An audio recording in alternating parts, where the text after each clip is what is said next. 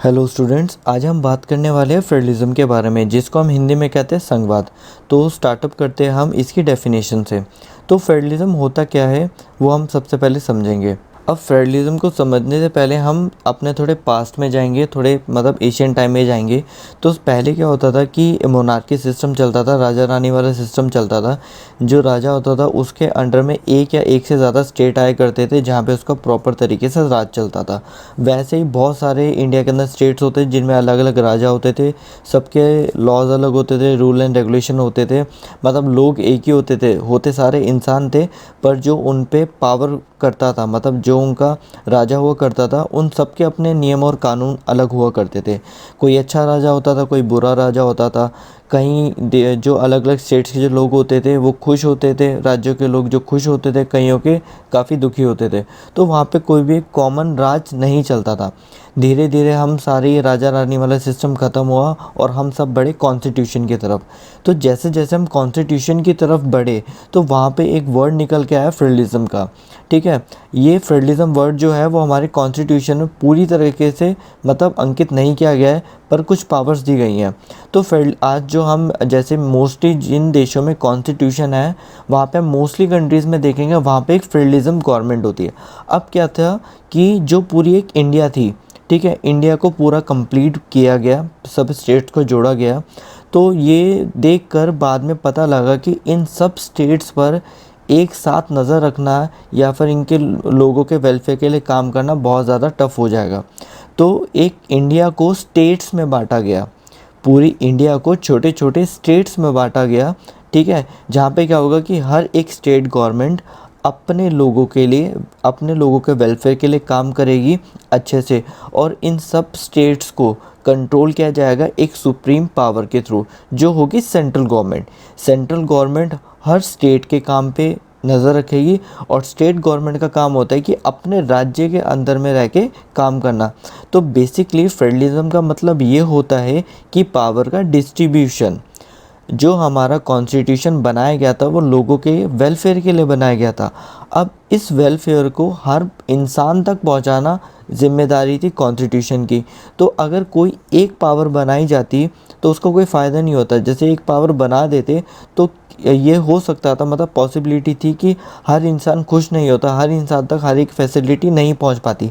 जैसे आज हम देखेंगे कि किसी भी स्टेट के इंसान को कोई दिक्कत होती है, तो जैसे क्या होता है, एक दिल्ली का पर्सन है, उसे कोई दिक्कत हो रही है तो पहले वो दिल्ली गवर्नमेंट के पास जाएगा। ठीक है, अगर उसकी जो प्रॉब्लम है वो सॉर्ट आउट नहीं होती है तो वो बाकी फर्दर सेंट्रल गवर्नमेंट के पास जाएगा। स्टेट और सेंट्रल गवर्नमेंट दोनों के एम्प्लॉय, ठीक है, एम्प्लॉय, पावर, ऑफिसेस, हर तरीके की चीज़ देखने के लिए मिलेगी।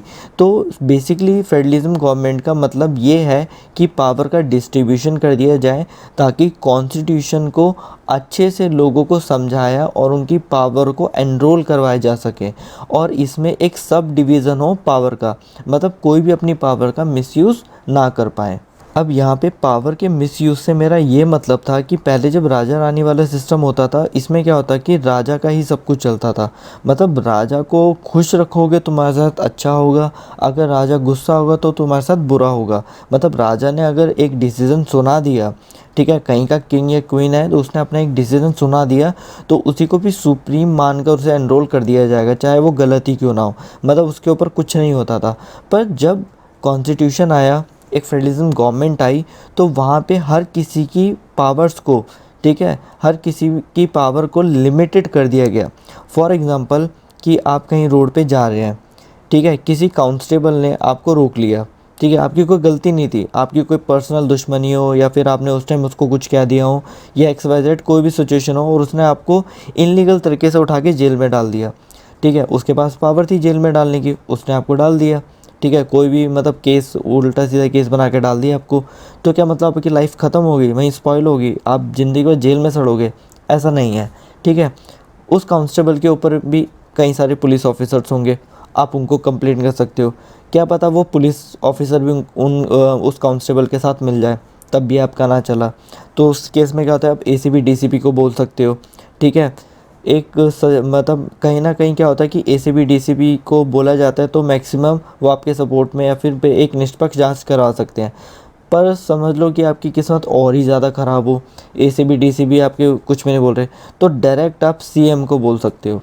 ठीक है, दिल्ली का जो चीफ मिनिस्टर होगा आप उसको बोल सकते हो, लेटर के थ्रू या किसी भी सोशल मीडिया के थ्रू।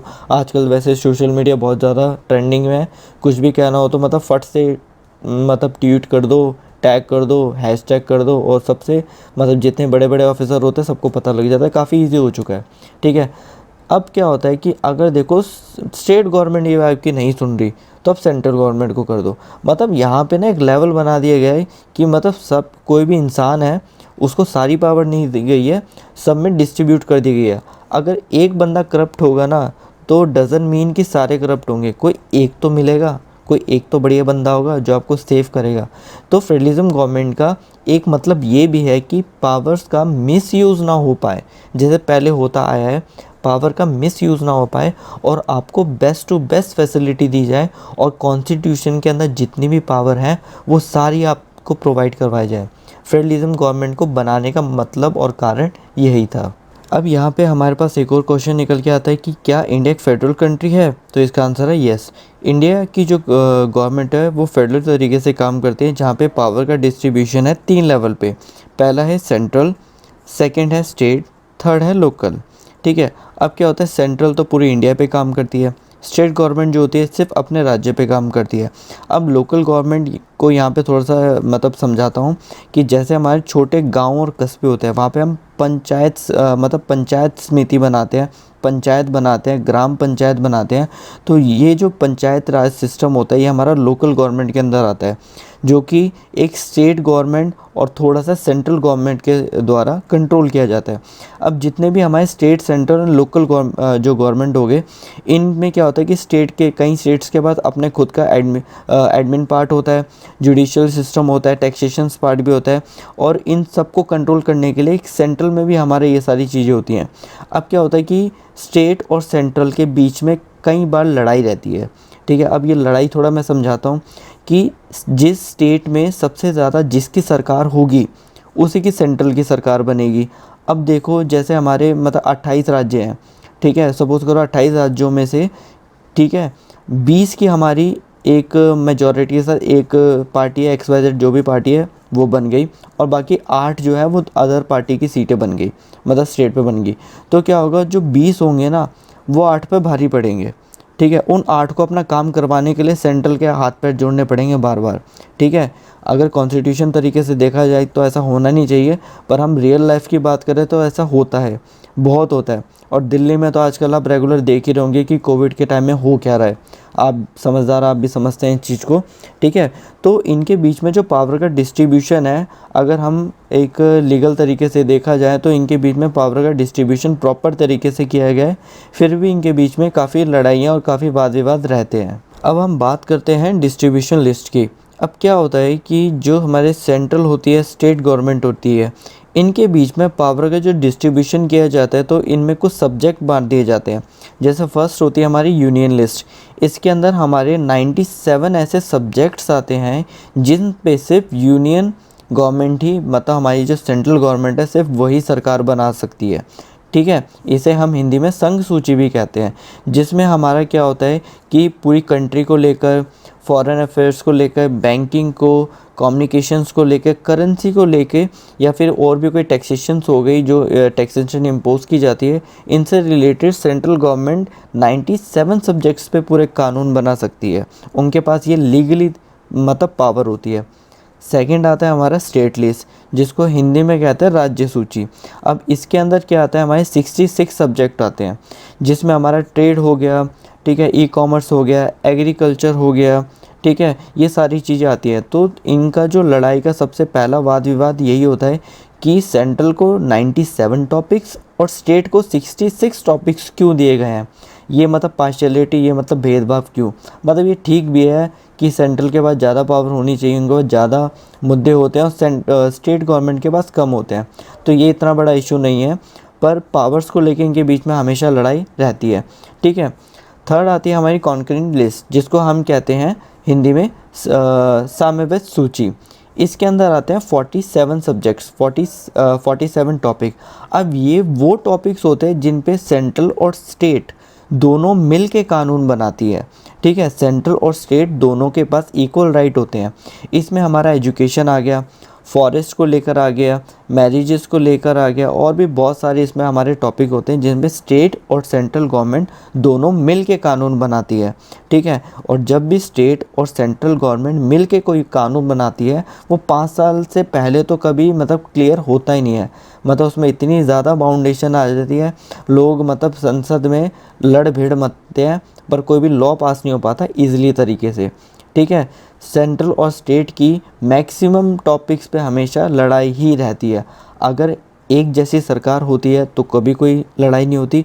अगर अलग अलग सरकार है, विपक्षी दल ज़्यादा है, मतलब डिस्ट्रीब्यूशन ज़्यादा हो रखा है, तो हमेशा लड़ाई ही रहती है इनके बीच में। अब होपफुली आपको फेडरलिज्म गवर्नमेंट थोड़ी समझ में आ गई होगी, पर लास्ट वीडियो के एंड में मैं आपसे एक और बार डिस्कस करना चाहूँगा 3 अलग तरीके के कॉन्सेप्ट की। अब हम यहाँ पे पढ़ते हैं। पहला जो हमारा एक आप डायग्राम देख रहे होंगे अपने सामने, एक है यूनिटरी सिस्टम। तो यूनिटरी सिस्टम को भी हम थोड़ा शॉर्ट में समझने की कोशिश करेंगे कि यूनिटरी सिस्टम होता क्या है। अब क्या होता है कि जैसे हमने देखा कि इंडिया में फेडरल गवर्नमेंट है, जहाँ पे आप देखोगे कि स्टेट और जो सेंट्रल गवर्नमेंट है हमारा मिल के पूरे देश को चलाती है। पर कई देश ऐसे भी होते हैं जहाँ पे एक सुपीरियर पावर, ठीक है, एक सुपीरियर पावर, सुपीरियर लॉ को बनाने के लिए जो नेशनल गवर्नमेंट हमारी होती है वो एक ही सरकार रहती है। मतलब वहाँ पे एक ही सरकार रहती है, वही सरकार कानून बनाएगी, वही सरकार चीज़ें लागू करेगी, वही सरकार कानून को हटाएगी। मतलब सब सारे जो कानून होंगे वो एक के हाथ में रहेंगे। मतलब जैसे एक फेडरल गवर्नमेंट में हम क्या करते थे कि पावर का डिस्ट्रीब्यूशन करते थे, पर एक यूनिटरी सिस्टम में हमारा क्या होता है, पावर का डिस्ट्रीब्यूशन नहीं होता। वहाँ पे एक जैसा लॉ होता है जो कि सब पे इम्पोज किया जाता है। अगर वहाँ पे स्टेट्स हैं, जितने भी स्टेट होंगे वहाँ पे सब पे, मतलब किसी पे भी कोई भी पावर नहीं है, किसी भी स्टेट पे अपनी कोई पावर नहीं है। सेंट्रल गवर्नमेंट, वहाँ की जो नेशनल गवर्नमेंट जो बोलेगी उनको वही करना होगा, उसे ही फॉलो करना होगा। इस टाइप के सिस्टम को हम यूनिटरी सिस्टम कहते हैं।